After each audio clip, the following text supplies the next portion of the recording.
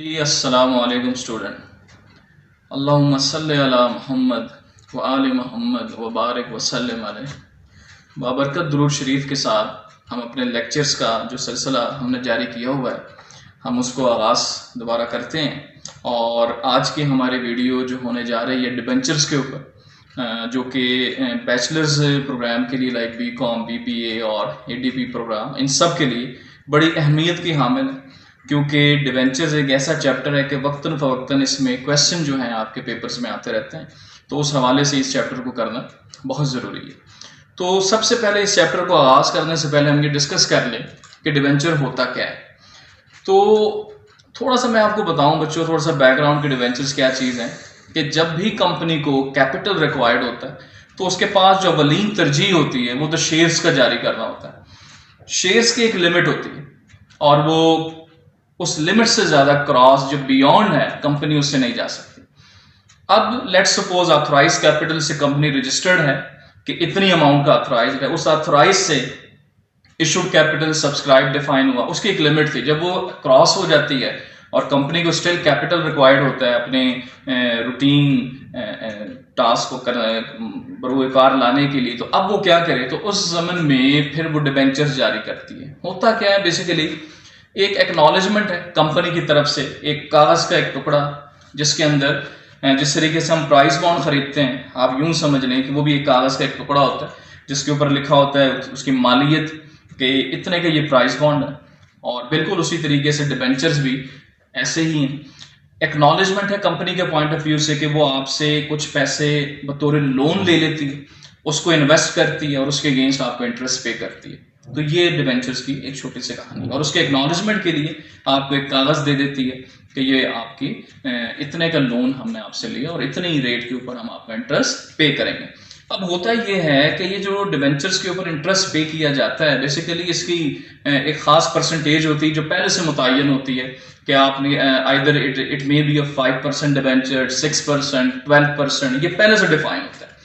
तो उस सूरत हाल में कंपनी ने जो बजाय इसके कि बैंक से लोन ले, तो वो लोगों से ही लोन लेके जनरल पब्लिक से फिर उनको पे करती रहती है। तो आज का सवाल जो हम करने जा रहे हैं आपकी बुक का सुहेल अफजल का सवाल नंबर 5 और 6 होगा। और इस सवाल नंबर 5 और 6 में जो जर्नल एंट्रीज हैं उसके ऊपर आज इंट्रोडक्शन है हमारा डिबेंचर्स का। तो मैं आपको जर्नल एंट्रीज सिखाऊंगा। रिडीमेबल के डिबेंचर्स हैं। रिडीमेबल क्या चीज होती है कि कंपनी अपने डिबेंचर्स इसलिए जारी करती है इस शर्त के ऊपर कि ये डिबेंचर रिडीम होंगे, वापस लिए जाएंगे। उसकी वजह कि जब तक कंपनी ने ये डिबेंचर लोगों को दिए हुए हैं, कंपनी उनको इंटरेस्ट पे करती जा रही है। तो कंपनी की अवलीन कोशिश है वो डिबेंचर्स वापस लिए जाएं ताकि उस इंटरेस्ट से जान छुड़ाई जा सके। तो अब हम उसको शुरू करते हैं इसकी एंट्रीज कि ये क्या होंगी। Let's start. सबसे पहले नंबर 1 एंट्री, जब आपके डिबेंचर्स इशू किए जाएं एट पार और रिडीम भी किए जाएं एट पार। रिडीम से मुराद होगा वापसी, कि कंपनी इस शर्त पे डिबेंचर जारी कर रही है कि वापस लिए जाएंगे।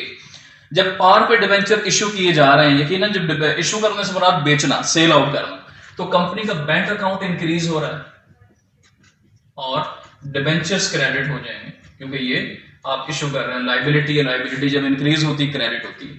लेकिन साथ आपने परसेंटेज जरूर लगा लेनी है कि ये कितने परसेंट वाले डिबेंचर हैं, आइदर 4, 5, 6। जिस तरह क्वेश्चन नंबर 5 में आप देखें तो ये 10% डिबेंचर है। क्वेश्चन नंबर 6 में आप देखें तो ये 9% डिबेंचर है। तो आपने बस वो परसेंटेज नॉमिनल नाम के लिए बस लिखनी है, उसका करना कुछ नहीं। वो अगले सवालों में यूज होगी, कैसे होगी इंशाल्लाह जब हम अगले लेक्चर्स को कवर करेंगे तो वो भी मैं आपको बताऊंगा इस परसेंटेज का इस्तेमाल कैसे किया जाएगा। तो पहली एंट्री तो आपकी ये आ गई, bank account to debentures account. जिस तरह क्वेश्चन नंबर 5 है, इसमें लिखा है कि debenture are issued at par, redeem at par, और 5000 डिबेंचर्स हैं 100 रुपीज के ईच। ये एक छोटा सा पॉइंट में ऐड कर दूं, डिबेंचर की पार वैल्यू फिक्स है, ये हमेशा 100 रुपए का होता है। जिस तरीके से आपके शेयर्स के मालियत 10 रुपए, 20 रुपए, 15 रुपए, इसकी इस तरह नहीं, डिबेंचर हमेशा 100 रुपए का फिक्स होता है। तो 5000 डिबेंचर्स हैं 100 रुपीज ईच, जब हम इसको मल्टीप्लाई करें तो अमाउंट आ जाती है 5 लाख। तो ये हमारी 5 लाख से एंट्री पहली हो जाएगी। इसी तरह जब क्वेश्चन नंबर 6 आप देखेंगे तो वहां पे टोटल अमाउंट लिखी हुई 90,000 रुपीज, कि आप 90,000 रुपीज के 9% डिबेंचर इश्यू कर रहे हैं जो कि रिडीमेबल एट पार है। तो पूरी पूरी 90,000 रुपीज की एंट्री आपने यहां पे कर लेनी है। पहला सवाल, ये छठे सवाल की मैं बता रहा हूं। अब दोबारा पांचवें सवाल पे हम आ जाएं। Debentures are issued at 7% discount, दूसरी एंट्री, और रिडीमेबल एट पार। अब जब डिबेंचर डिस्काउंट पे इशू किए जा रहे हैं तो एक चीज मैं बता दूं कि डिस्काउंट यकीनन अगर हम मार्केट में कोई चीज लेने जाएं और अगर वो 100 रुपीज की है और उस पर कुछ हमें पैसे कम करके वो चीज खरीदी जाए तो जितना हिस्सा कम हुआ ये डिस्काउंट कहलाएगा। तो डिस्काउंट तो एक्सपेंस कंपनी के लिए, क्योंकि हम कंपनी के पॉइंट ऑफ व्यू से एंट्रीज कर रहे हैं तो उनके लिए तो वो एक्सपेंस होगा। तो एंट्री आपकी मेन यही रहेगी, bank account to percentage debenture account, percentage जो भी होगी। लेकिन अब चूंकि ये डिबेंचर डिस्काउंट पर इश्यू किए गए हैं तो बतौर एक्सपेंस डिस्काउंट यहां पर डेबिट हो जाएगा और आप लिखोगे discount on issue of debenture. इसको ये पूरा लिखिएगा, कई स्टूडेंट्स लिख देते हैं डिस्काउंट बस या डिस्काउंट ऑन डिबेंचर, असल वर्ड है discount on issue of debenture. ये पूरा लिखिएगा। अमाउंट किस तरह लिखेंगे, डिबेंचर्स के आगे आपने फेस वैल्यू लिखनी है जो कि 5 लाख है, यहां पूरी 5 लाख आएगी। इसका आपने 7% ले लेना है और 7% जो इसका बनता है वो आपने यहां पे लिख देना है। जो इसका डिफरेंस आएगा वो आपने यहां पे लिख देना है, 4,75,000। अच्छा, इसी तरह जो क्वेश्चन नंबर 6 होगा उसमें अभी 90,000 डिबेंचर्स के आगे आ जाएंगे और उसका 10% डिस्काउंट है, 9,000 यहां पे आ जाएगा। तो डिफरेंस लेके 81,000 बैंक में, क्योंकि डिस्काउंट के केस में बैंक में थोड़े पैसे रहेंगे। अच्छा जी, तीसरी जो एंट्री हमारे पास है इसी की, वो ये है कि debentures are issued at 8% premium and redeemable at par. तो ये तीसरा केस होगा, issue at premium redeem at par. तो जब आपने इशू किया तो एंट्री तो आपकी मेन वही रही, bank account to percentage debenture account. Main entry जो आपकी असल है वो वही है जो पहली वाली है। लेकिन जब आप यहाँ पे प्रीमियम पे इशू कर रहे हैं तो आप जानते हैं कि प्रीमियम असल से ज्यादा है, ये आपकी इनकम को रिप्रेजेंट करता है। तो इनकम जो है यहाँ पे क्रेडिट हो जाएगी, आप लिखेंगे premium on issue of debentures. अब इसमें अमाउंट किस तरह लिखी जाएगी, तो फिर तरीकेकार वही वाला कि डिबेंचर्स के आगे फेस वैल्यू यानी कि 5 लाख रुपीस पूरे यहां पे आ जाएंगे और आपकी 8% प्रीमियम है आपके पास, तो ये 40,000 आ गया और इसको ऐड करके 5,40,000 हमारा बैंक के आगे, क्योंकि प्रीमियम के केस में हमें प्रॉफिट हो रहा है तो यकीनन बैंक में अमाउंट ज्यादा डिक्लेयर की जाएगी। तो ये पहले 3 केस हो गए और इन 3 केस की तरफ मैं तवज्जो दिलाता चलूं, ये सारे केस वो हैं कि जहां पर रिडीम पार पे हो रहा है, ये भी रिडीम पार पर है और यहां पर भी रिडीम पार पर है। लेकिन जब क्वेश्चन नंबर पॉइंट नंबर 4 और 5 हम करने जा रहे हैं, यहां आप जरा नोटिस करेंगे कि रिडीम चेंज हो रहा है, यहां रिडीम हो रहा है प्रीमियम के ऊपर।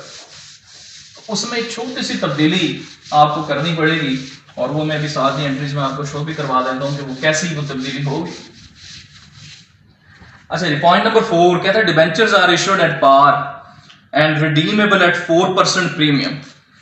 तो यहां पे रहा पॉइंट नंबर 4 पे, issue at par redeem at premium. तो जब हम पार पे इशू करें तो वही पहली वाली main entry, bank account to percentage debenture account, ये हमारी पहली एंट्रीज में आ गई। लेकिन जैसे ही हम प्रीमियम पे रिडीम करते हैं, प्रीमियम से हमारा महंगा, क्योंकि अभी हमने इससे पीछे पढ़ा कि इससे ज्यादा मालियत है, डिस्काउंट में कम मालियत है। तो एक चीज जो 100 रुपए की है, हम एक की बात करें और 4% प्रीमियम पे वापस, इट मींस कंपनी उसको महंगे दामों वापस ले रही है, क्योंकि कंपनी लालच दे रही है अपने डिबेंचर्स होल्डर को कि आप ये डिबेंचर्स वापस करेंगे तो हम आपको इतना पैसा एक्स्ट्रा देंगे, तो वो प्रीमियम के जमरे में आ रहा है। तो कंपनी के पॉइंट ऑफ व्यू से, क्योंकि हम एंट्री कंपनी की कर रहे हैं तो कंपनी को तो नुकसान हो रहा है, तो उस नुकसान को रिप्रेजेंट करने के लिए loss on issue of debenture, ये आपने एंट्री शो करवानी है। और साथ ही चूंकि प्रीमियम पे वापस है तो प्रीमियम ऑन रिडेम्पशन, बस ये याद रखें जो एंट्री नंबर 3 थी वो premium on issue of debenture बतौर इनकम थी और ये बतौर लायबिलिटी आपके लिए शो होगी premium on redemption of debenture, debenture के रिडेम्पशन वापसी पे होने वाला नुकसान। अमाउंट कैसे लिखेंगे, बैंक के अंदर और डिबेंचर के अंदर। इनकी फेस वैल्यू है 5 लाख रुपीस और 4% प्रीमियम पे वापस हो रहे हैं तो इनका 4% जो है वो 20,000 आ जाएगा, तो ये 20,000 यहाँ पे आ गया। तो इस तरीके से ये एंट्री 4th आ गई। अब एंट्री नंबर 5th, यहां एक और डबल नुकसान, क्योंकि कंपनी ऑलरेडी वो कहता है डिबेंचर इशू कर रही है 5% डिस्काउंट के ऊपर और रिडीम होगा 4% प्रीमियम। एक तो हम पहले नुकसान उठा रहे हैं कि 5% डिस्काउंट पे जारी कर रहे हैं, और फिर मजीद दूसरा नुकसान कि हम प्रीमियम पर वापस ले रहे हैं। तो इसमें आपको डबल नुकसान हो रहा है। Entry number 5, issue at discount, redeem at premium. तो इस एंट्री को हम कैसे करेंगे? जब हम डिस्काउंट पे जारी करते हैं, पॉइंट नंबर 2 की तरह, एंट्री नंबर 2 जो हमने की थी, bank account, discount on issue of debenture account और bank account, debenture account, percentage debenture account आपका क्रेडिट हो जाएगा। तो ये तो मेन हो गई। लेकिन जब वो प्रीमियम पर वापस ले रहा है तो प्रीमियम पे वापसी की वजह से नुकसान हो रहा है, तो लॉस ऑन, जिस तरह अभी हमने इस एंट्री में किया, loss on issue of debenture, और क्रेडिट हो जाएगा premium on redemption of debenture, कि ये वापसी पे होने वाला नुकसान। अब अमाउंट हम कैसे लिखेंगे? यकीनन डिबेंचर्स के आगे इसकी फेस वैल्यू, वो जो 5 लाख हम लिख रहे हैं, ये पूरी आ जाएगी। अब कितने % डिस्काउंट पे जारी हो रहा है? ये 5% डिस्काउंट पे जारी होगी। तो इसका 5% 20,000, 20,000, इसका डिफरेंस 4,80,000। अब चूंकि वो प्रीमियम पे वापस हो रहा है 4%, वो भी 20,000 बनता है, और इतना ही आपका लॉस आ जाएगा। तो इस तरीके से ये हमारा सवाल पूरा हो जाता है, जिसके अंदर हम ये देख रहे हैं कि ये पूरी आपकी डेबिट और क्रेडिट साइड इक्वल हो जाती है। तो मुझे उम्मीद है कि आपको ये लेक्चर समझ आया होगा, क्योंकि डिबेंचर्स के सवाल पेपर पॉइंट ऑफ व्यू से बड़ी अहमियत के हामिल है। तो ज़रूर इस वीडियो का फीडबैक दीजिएगा, और अगर आपको ये समझ आ रही है तो मेरे चैनल को लाइक करें, सब्सक्राइब करें और अपने दोस्तों के साथ शेयर करें, ताकि उनको भी ये सवालात इसी तंदुरुस्ती के साथ समझ आना शुरू हो। अगली वीडियोस तक के लिए अल्लाह हाफिज़।